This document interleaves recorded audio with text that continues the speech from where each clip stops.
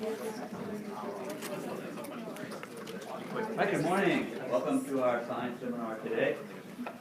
Today it's our pleasure to have two people from Eastman here to talk about chemistry and chemical engineering and all the other good stuff that goes on there at chemical.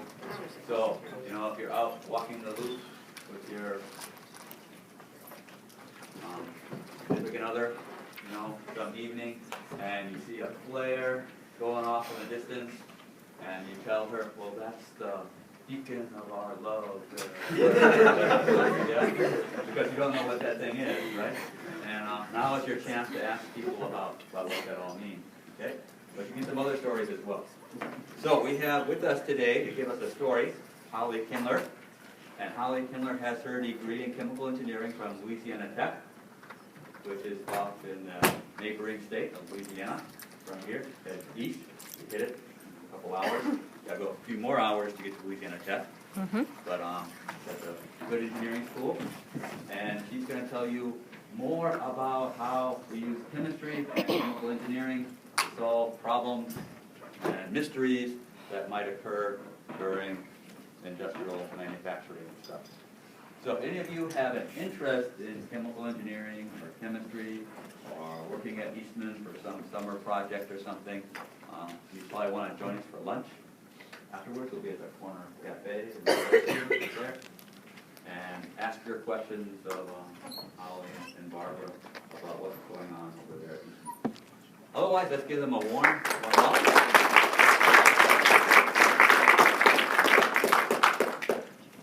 All right, so can everybody hear me good in the back? Okay, so what I'm going to be talking about today, as Gary mentioned, and thank you for the introduction, is how we've used both chemistry and chemical engineering to solve a problem that we've encountered at Eastman Chemical Company. And so that involves this unknown mystery color precursor. So at Eastman, we really value safety, and kind of what we do before we start any meeting or presentation is we take a moment and a pause for safety. So with that, I'm going to take a moment and focus on a safety topic real quick. Well, there was some pictures, so I'll improv this. So how many people, whenever you go and fill up your gas tank, locate where the emergency shutoff button is? Me, previously, until this was brought to my attention, that's not something I ever try to locate. But it's a good rule of thumb, because whenever you're in kind of the emergency of a situation, the gas pump's not turning off or there is a fire, you need to be able to know where is that button so you can be able to turn off the gas flow. And so that's just a good rule of thumb, is whenever you get out of your car, they're usually located on the building where the gas station is and right near the entrance. But some of them are not always there, so you don't want to be in the emergency of the situation and trying to scramble and figure out where that's located. So good thing to keep in mind next time y'all fill up y'all's gas tank. So Gary did a great job on introducing me, but I'll take a few seconds to highlight some other items. So, as Gary mentioned, I graduated from Louisiana Tech University.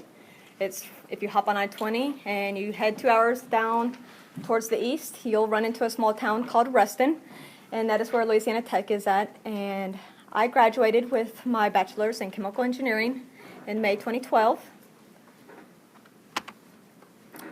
I've been involved with Eastman since the summer of 2011. So before I graduated, I decided to do an internship. So it's great, you get to do a lot of stuff in school, but it's a whole different thing to actually learn it and be taught it in a classroom and see it in a textbook. It's neat to be able to actually see how you can apply that and apply that into the real world. So internships are really valuable. It's also a great way for a company to learn about what you are and what you're capable of doing. That way, if they want to hire you, that's a great opportunity for them to see that. And it's a great way for you to be able to see what a company stands for. And so it was with my internship, I was able to follow a process improvement chemical engineer, so a position similar to what I would do if I was to hire on full time. And I really enjoyed it. I liked what the company stood for, the culture, and the type of work I thought was pretty intriguing. And so it was with that I decided to hire on full time in June 2012. So I've been with the company for 3.5 years. I started off in process improvement and supporting a few different manufacturing areas. And here in the last year, I've moved over into the Six Sigma Black Belt group, and I've been able to involved with several different projects. When I'm not at work, and other than spending time with family and friends, I like to travel, and I really enjoy photography. So now that I've spent a few minutes talking about myself, I'll talk into the stuff that you're probably more interested about. So I highlighted Eastman, so just a raise of hands, how many people have heard of Eastman? Okay, good. That's what I like to see. How many people know where Eastman's actually located? Okay, great. So Eastman, we produce a lot of chemicals, and it's rarely the final product that you're interacting with. It's a lot of intermediate chemicals. We have 50 different sites, give or take. Our largest is our headquarters in Kingsport, Tennessee, and our second largest site is our Longview site that I work at. And so this is an aerial view of our Longview site. And so this right here is I-20. And essentially, all that area that you can see right there is the manufacturing areas.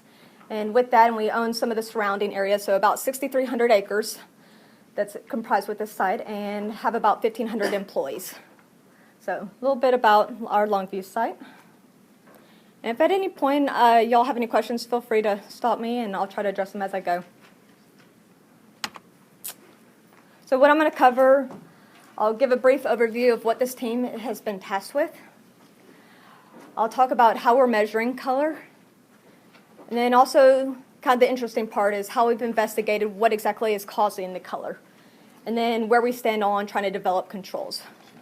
And as I mentioned, I'll have an opportunity for questions at the end, but if y'all have anything, feel free to stop me as I go along. So my disclosure, for confidentiality purposes, I'm not going to be able to share any product names, any chemical compound names, or any detailed chemistry. So I'm going to be pretty vague on what I'm referring to, so there's my disclaimer. So take a step back and give you all the big picture of what's going on. So I mentioned Eastman produces a lot of intermediate chemicals. So we produce product A. I'm going to refer to a lot. And so we sell it to this customer, and I'm going to refer to him as customer A. So then what happens is customer A then takes our product and mixes it with this other product. So I'm going to call it product B.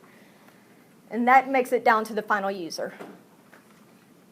So what has happened is customer B has received this product, and it should be clear, but they started noticing that sometimes their product would be pink. It wasn't always consistent, and it would vary in the hue of pink color that you're observing. So that caused them to go back to customer A, their supplier, and say, hey, what's going on? Why is my product sometimes appearing pink? Should be clear. And so customer A did a lot of investigation. Where's the source of this color? And eventually it was traced back to product A. So that caused our customer to come to us and say, our customer B, they had noticed that their product was turning pink. And ultimately, their customer does not want pink in their product. It's a perception issue. And so going forward, they wanted to know, what is it that's changing in your product that's causing our product to change and vary in color? So that caused us to take a step back, and we're not exactly sure. So that's where a Six Sigma Black Belt team was formed to try to resolve this customer concern. So I talk about Six Sigma Black Belt team. What is Six Sigma? So Six Sigma is a discipline breakthrough approach. It's often referred to as Lean Six Sigma, but the best way you can kind of think of it, it is a systematic approach to be able to analyze and solve problems by collecting the data and going about it in a systematic approach. So what might help put a better visual representation of this. So in Six Sigma, you have a lot of different methodologies to go about it. In manufacturing areas, we typically use what's referred to as a DMAIC approach. So you're trying to define what exactly is your problem. How do you measure it? So that way you know if it's actually an observable change. How do you analyze it? Figure out what's actually, if there's any correlations, you can do statistical data analysis. Then figure out how can you actually improve it, whether it's through experimentation, lab modeling. And then once you identify how you can improve it, you want to implement a control. You want to make sure at the end of the day, whenever you walk away from this effort, that it does not revert back to the original control scheme. So this is a typical approach, and so I'll kind of step through that as I go along this effort and the investigation. So to start us off, let's define it. What is it that we are scoped with resolving? Who needs to be on this team? What is the estimated value and justification for why we're pursuing this effort? And then what is the timeline? How quickly do we need to be solving this issue? So let's define this team effort. What is the objective? So what this team has been given is that we need to identify what exactly is causing this color concern for our customer. We need to figure out whether it can be controlled, and if it can be controlled, what are the costs and risks associated with doing so. Then ultimately, we need to be able to implement a business-approved solution. And with that, we need to be able to exceed our customers' expectations and ensure them that we're delivering them a good resolution. Financials, pretty good justification for pursuing this effort. $12 million in revenue and greater than $5 million value add per year. Timeline. This team actually kicked off last year in June, and we're currently in the midst of it right now. And our goal is to be able to implement a good resolution by the third quarter of this year. So who needed to be on this team? As you can see here, and especially with engineering and a lot of other disciplines, you're rarely solving a problem by yourself. You have a lot of different backgrounds, or in university, you're typically working with your same majors. But in this effort, we wanted to pull a lot of different backgrounds and different mindsets that can bring a different piece to the table. So we have myself, I have a chemical engineering background, and I'm the project lead. We have 3 different chemists that serve on this team. We have one that represents the analytical capabilities here in Longview. We have a chemist that directly supports this manufacturing area, and so he knows the detailed chemistry of what's happening in this process. We have a chemist from corporate analytical. So we have a lot of capabilities in Longview, but our headquarters is in Tennessee. And so if there's any capabilities in testing that we want to be able to do, we can send them up to Kingsport if we're not capable of doing it in Longview, and we can do some additional testing. So he provides that support. Since we're dealing with the customer, we want to involve our account representative. She is who's dealing with the customer on a frequent basis, and so she serves as the voice for the customer when we're in team meetings, and also a voice for Eastman whenever she's meeting with the customer, and make sure that we're all on the same page and we're being transparent with what's going on. And she has a background of global supply chain and operations management. We have a quality representative. This is a quality issue. And so he has a background of polymers and coating technology. And then we have 2 other chemical engineers that support this manufacturing process. We have one that does process improvement work, and then we have one that is an operations representative, so he does a lot of the capital work, and so installing equipment. So a lot of different expertise and backgrounds, but we're all going to come together to resolve this issue. So I've defined and given you all a good background of what exactly we're working on and who's all involved and the justification. So now we're going to move on to measuring. So how do we measure color? So we have our product, and when it leaves the door, it is clear. So we have no way of detecting whether this is, whenever it reaches customer B, whether it's going to turn pink or not. So we need to know how can we monitor that, and how do we know how to track whether something is changing. So with discussions with customer A, they have developed this color metric test. And so what it does is it's taking product A, mixing it with another compound, and then this is kind of a crude representation of what the product would look like when it would reach their customer. And so that's where you could have this sample, and now we can do this color metric test and see what the color is, whether it's clear, a pink hue like this, or anything in between. So now we have a color metric test to be able to measure whether it's changing. But we need a good way to quantitate it. With color, we can't have the operators going out, collecting these samples, running this colorimetric test, and recording slightly pink, dark pink, no color. We need a good way to quantitate that. So how do you do that? That's where ultraviolet visible spectroscopy, or UV-Vis, comes into play. So this is a good way to be able to measure color and quantitate it. And so what it is doing, it is measuring the amount of light absorption in a compound at various wavelengths in the visible part of the spectrum. So kind of a visual. These are 3 different random samples and a kind of an output of what we would get in the result. So you have the wavelengths, and then on your Y is your absorption.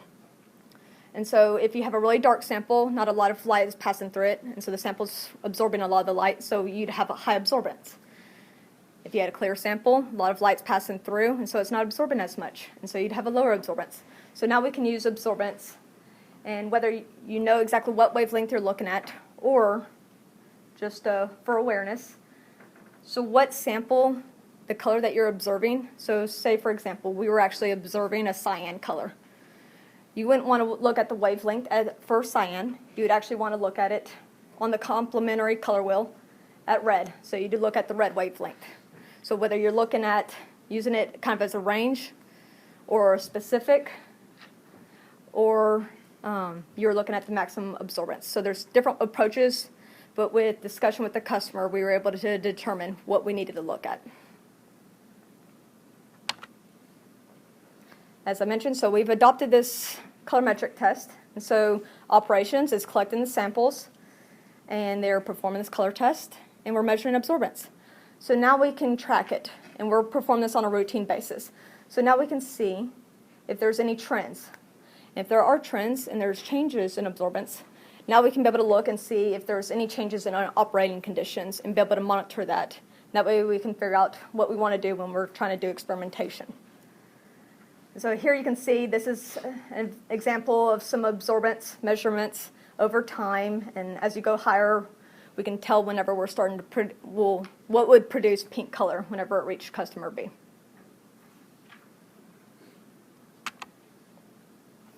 So now I talked about how we're measuring color. So now I'll talk about the analyze phase. So ultimately, what exactly is this compound that's causing this color concern? So we're collecting a lot of samples. We're collecting them with a lot of varying absorbance because we want to look and see if there's anything that we're starting to notice trends. We performed a lot of analytical testing, and this is just a list of several of the tests that we've performed. And I'm not going to spend the time right now to talk about them, but I'll highlight several of them as I go forward. Start off, gas chromatography mass spectrometry, or more commonly referred to as GC mass spec. So GC mass spec, essentially you're taking your mixture and it is then separating it into different components, and then it is measuring it and analyzing it, and then ultimately being able to identify what those individual compounds are in your mixture. So to be able to kind of relate to some different applications of where GC mass spec, because there's a lot of applications you could use it. You could use it, environmentalists, whenever they're trying to track the organic pollutants in the environment. You want to know if in water are there any organic pollutants present. In criminal forensics, if you're trying to figure out what particle is involved with the crime. So in CSI, if you've seen that there's a liquid that's involved and they want to figure out what exactly was that liquid that's involved with the crime, they might use GC mass spec. Or athletes, if they're testing their urine or blood to see if they're taking any performance-enhancing drugs, they might use those samples and run GC mass spec on it to see if those are present. Few applications, but ultimately, how does GC mass spec help us identify what's causing this pink color formation? So, mentioned, we're collecting a lot of samples with varying absorbance. So in your top sample that you see right here, so this is one that we would consider as producing high absorbance in product A after you perform this color test. Then you have the bottom one that we would consider low or no absorbance for product A after you perform the color test. So ultimately, let's run GC mass spec let's look at what the analysis for each sample, and let's see if we observe any impurities that tend to correlate with absorbance. So is there an impurity that's present and more prevalent in our higher absorbance sample, and either not there or at lower concentrations in our low absorbance samples? Any questions so far? Okay. So here would be an output of the chromatogram that comes from GC mass spec. So you have all the different peaks, and based on the library, it would identify, based off the molecular weight and the retention time, what that compound is. And so we know what should be there, and based off of this one, this example, we didn't notice any noticeable impurities. These peaks that were present, those are kind of artifacts of what we believed should be in our product. So that raises the question, is there a possibility that there's an impurity present at such low concentrations that's below our detection limits? And if so, how do we figure out where that is located? Well, maybe if we take a sample at another part in a process, maybe upstream or somewhere else, maybe it produces a higher absorbance or a stronger pink color, and then we could look at and see if we notice any impurities in that sample. And that might be able to provide us some indication of where to look further here. So we collected a lot of different samples throughout our process, and eventually we were fortunate and we were able to find a sample location within this process that produced a very stronger pink color. So you can see a very vibrant magenta color after you perform this color test. So the assumption at this point is maybe if we get the GC mass spec of results, we'll notice an impurity and it'll indicate where we can look for this, because we're assuming that pink color is one the same whenever you do this colorimetric test. So let's take a look. So here's chromatograms from both of these samples. So keep in mind, these are not going to be the exact same. These are two different sample locations. But based off of our knowledge of the process, we can take a look at this chromatogram and see what the results are. Is there anything that's present that we don't believe should be there? And with that, the library on our GC mass spec was able to identify all these compounds except for this one right here. It did not recognize that sample. And so it was able to provide us a molecular weight and a molecular formula. And we know what the retention time is, but it does not know what that compound is. So that raised the question is, well, what is that? Is that a possibility that that is our color precursor or mystery impurity? So what if we look at that exact same retention time at our sample with product A, and do we observe it present? Sure enough, when you dig in the weeds, we observe this impurity. And it is at such small concentrations that we're dealing with concentrations at less than 5 parts per million. So that was the reason why we didn't detect it on an initial glance. It's barely there. But now we at least have pinpointed a mystery impurity.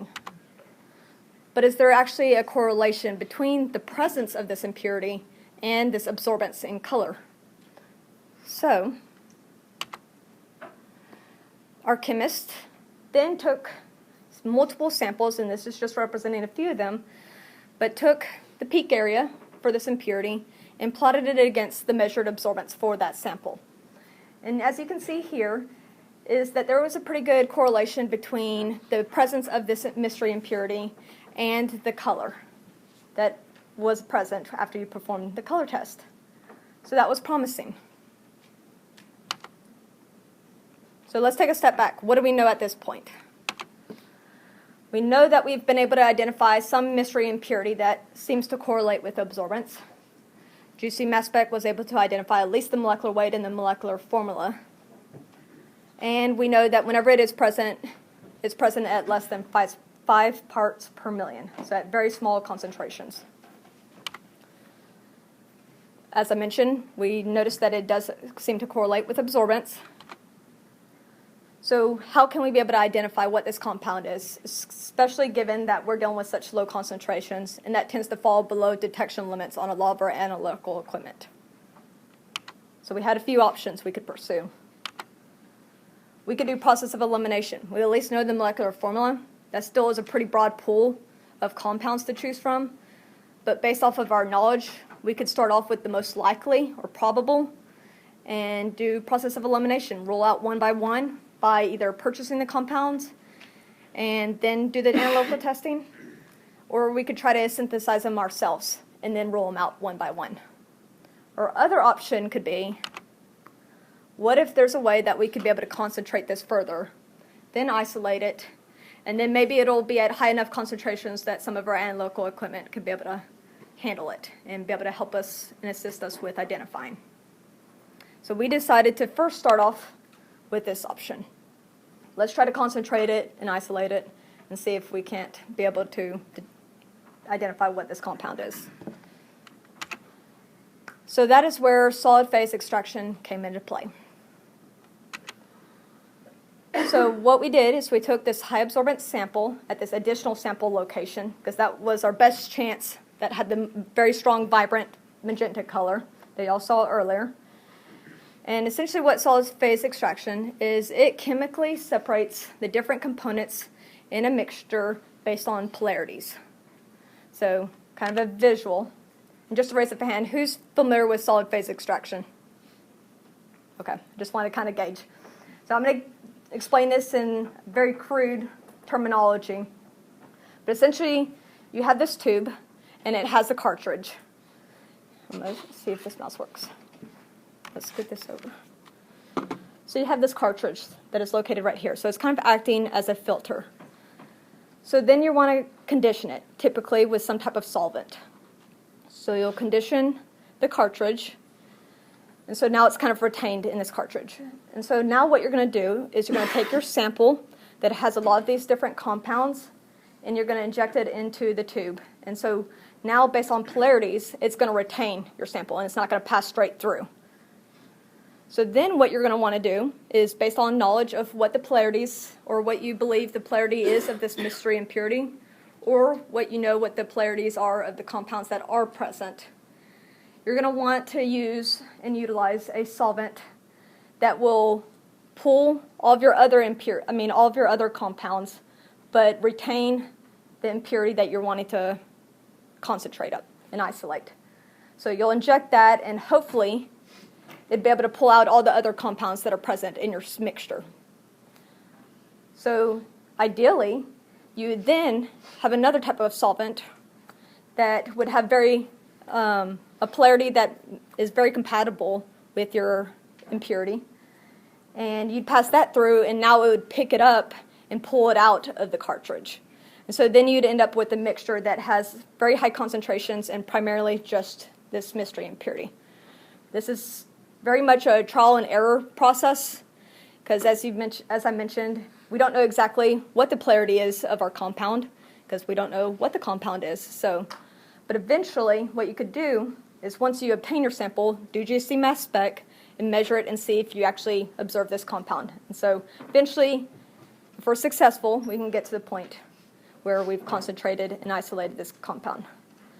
So with the great work of our chemists, eventually we're able to do this successfully. And then ran GC mass spec, and we're able to confirm that the concentrate from solid phase extraction was primarily our mystery impurity. So now we have this isolated for the most part, but there are some minor impurities that had very similar polarities. And so it's not 100% just our compound, but it's primarily, and it's a lot stronger concentration. So let's see if we can figure out how to identify it now at this point. So that's where nuclear magnetic resonance, or NMR, came into play. And so we were able to utilize that, and eventually, comparing that to literature, is we were able to identify our mystery compound, and I'll refer to it as compound X. So this was huge. This was very exciting. But we still had the question is, we've identified it. It seems to correlate with color, but is it actually truly responsible for it? So we need to be able to prove that this causes color. So what if we take this concentrate, so it has high concentrations of this compound X, and we spike it into our samples? and then perform the color test. So ideally, it would then elicit the pink color, and as you increase the concentration that you're spiking into your samples, it would intensify the pink color that you're observing. So I'll give you all some visuals. So what this is we're taking the concentrate and we're spiking into a sample, that high absorbance sample. So what you're seeing here is a vial of this additional sample location. So by itself it's clear, but you perform the color test. It's this very vibrant pink color. So now we're going to spike in. And so what you're seeing is the third, fourth, and fifth, you have our sample. We're spiking it in, and we're increasing in concentration, going left to right. And so this was great. This is intensifying our pink color as more of it's being injected into our samples, and we're performing the color test. But at the end of the day, we're not selling this sample point. We need to see if this actually does this on our product sample. So let's take a look. So here's our product A sample. And when we perform this color test, it's a very, very light pink hue. So now we're going to inject this concentrate. Well, dang. That's not our pink color. So the same thing you're looking at is you're injecting it and you're increasing concentrations going left to right. So now that we have to take a step back. What's going on? So as I mentioned, spiking it into our actual product A sample didn't yield our pink color that we were chasing after. So it didn't intensify it. But we have to remember and remind ourselves, as I mentioned earlier, is that this concentrate had some other minor impurities present in it as well. It wasn't 100% just this mystery compound or compound X. So is there a possibility that these minor other impurities that were present are contributing and causing the yellow color? So we can't draw too many conclusions quite yet. So is there a way that we can purchase a pure compound X and then do the same type of experiment and see if that doesn't elicit our pink color? So we have our compound X. Of course, things aren't quite easy and simple as we would like them to be. It's not readily available. We did a lot of research and digging, and eventually we were finally able to find a manufacturer that could guarantee that they could be able to manufacture this for us. But it was going to be a long lead time. So we went ahead and pursued that effort. But we wanted to be able to make sure, and at least, is there any way that we can kind of reassure ourselves that we're heading down the right road, and the right path? Well, maybe if we look at some other isomers of this compound, maybe it'll provide some insight of what does this family of compounds do whenever we inject it in and perform the color test. So there was two other isomers that were more readily available. They were cheaper, and we can get them on hand pretty quickly. And so we went ahead and pursued that. And I'll kind of show you all the results that came from that.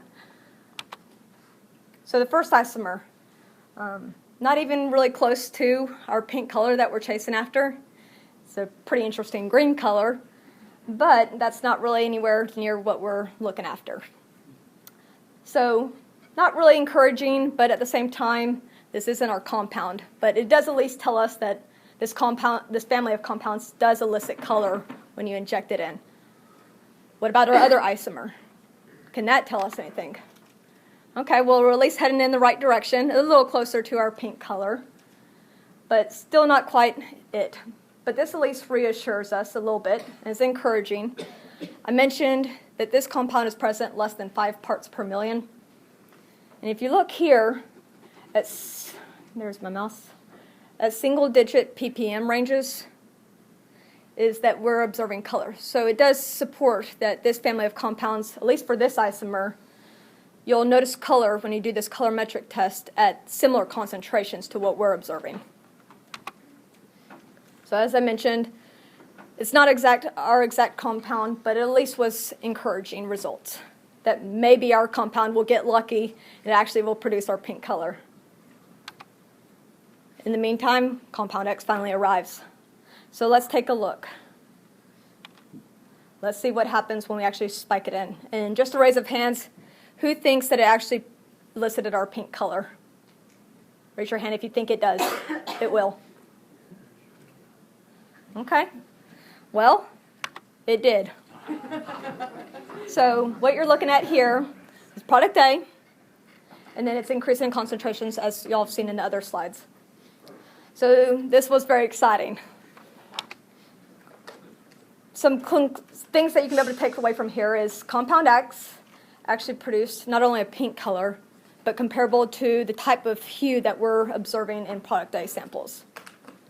Not only is it the same type of range of color, but it's at similar concentrations. As I previously mentioned, it's in the single-digit ppm range, and we see color at single-digit ppm range of this compound spiked into it.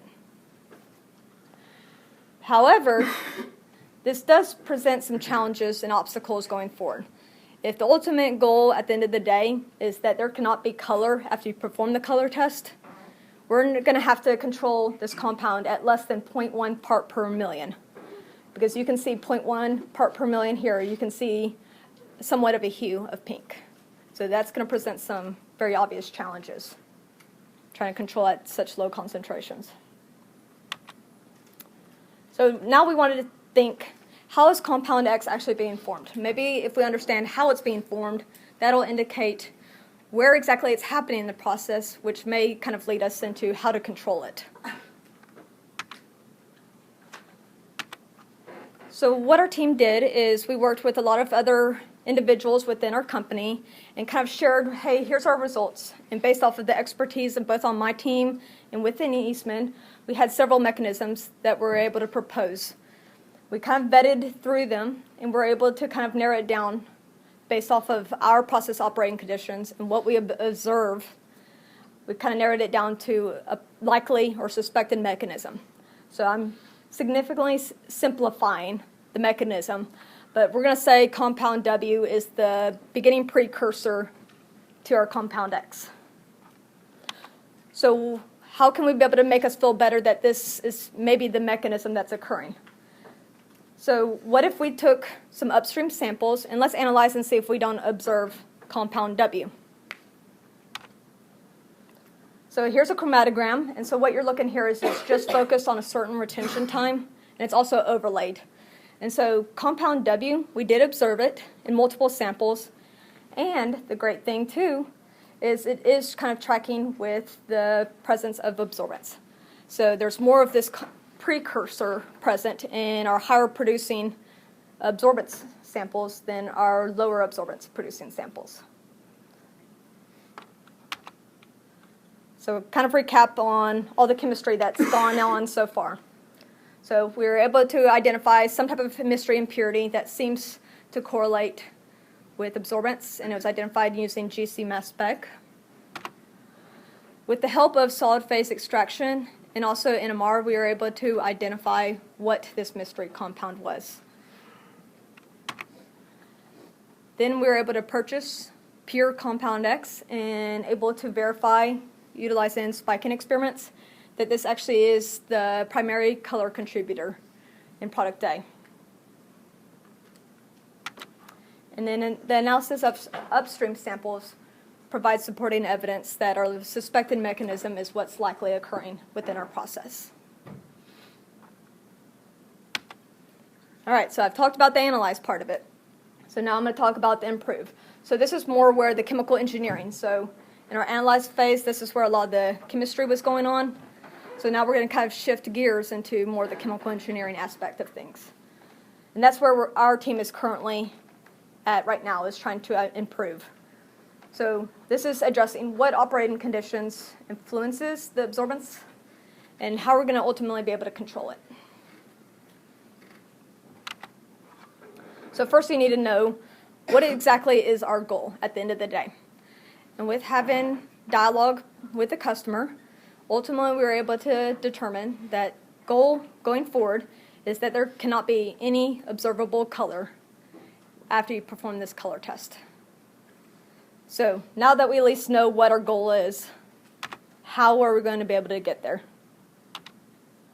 So we're going to pursue a parallel effort between lab modeling and plant experimentation. So with lab modeling, with having discussion within our team and a few other resources that we've interacted with, there's been a few proposed alternate distillation options within our process.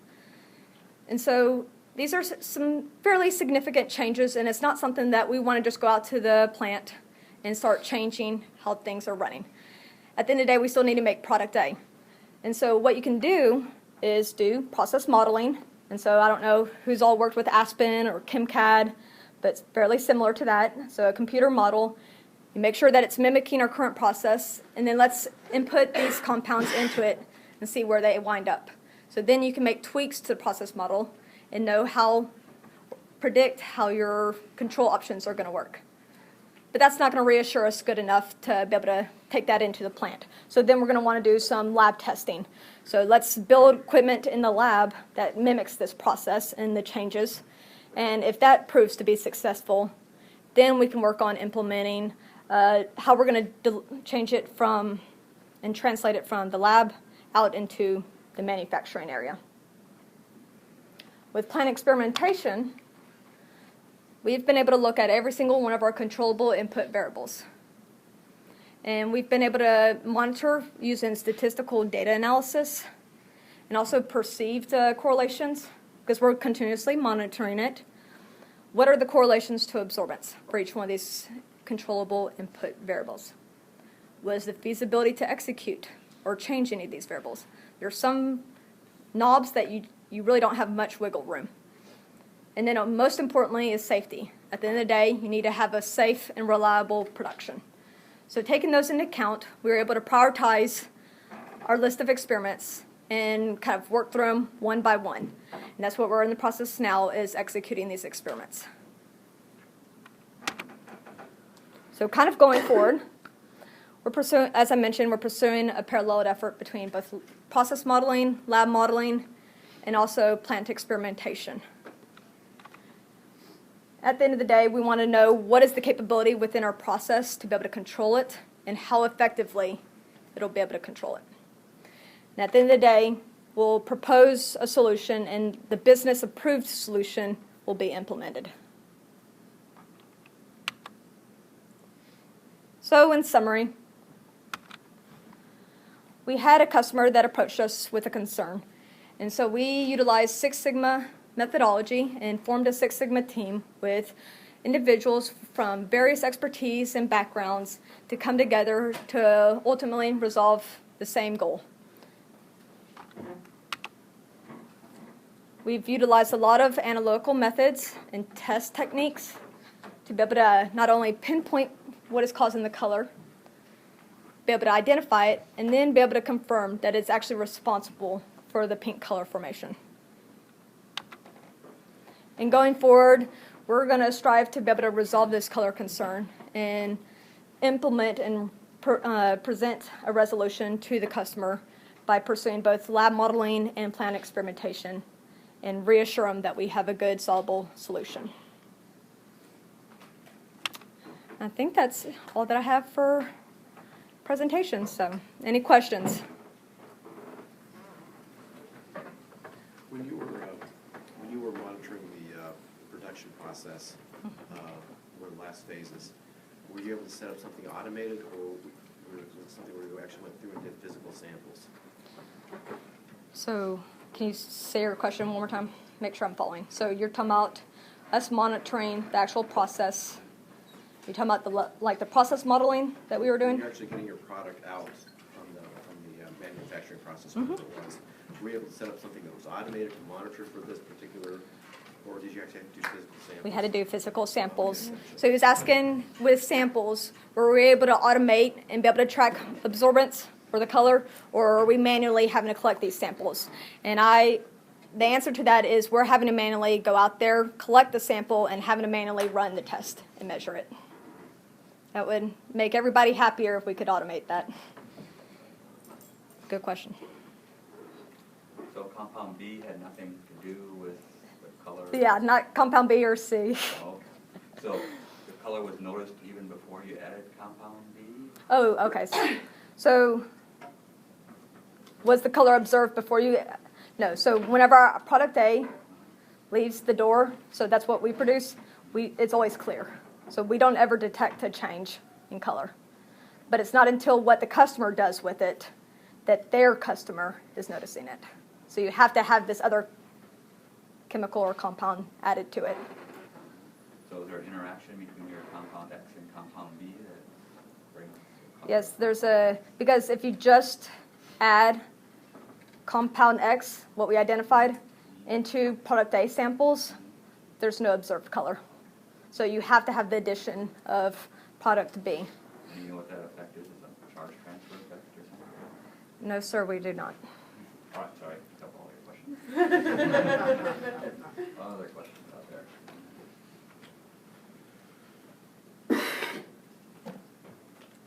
Okay, otherwise, if you don't have questions right now, you can come down. Hollie will be here for a few minutes. And also, we'll be meeting in the Joyce Room for lunch. So if you want to come and learn more about chemical engineering and Eastman and stuff like that, please join us there. Now, let's thank our speaker one more time.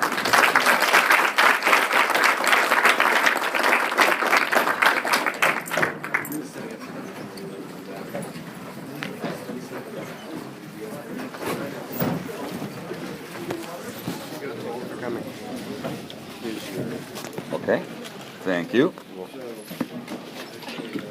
To life.